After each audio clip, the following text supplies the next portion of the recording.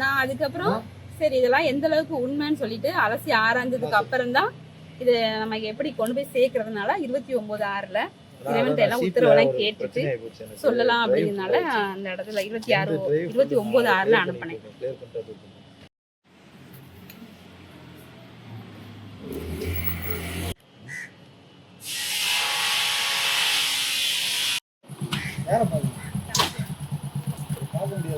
பார்க்க முடியாது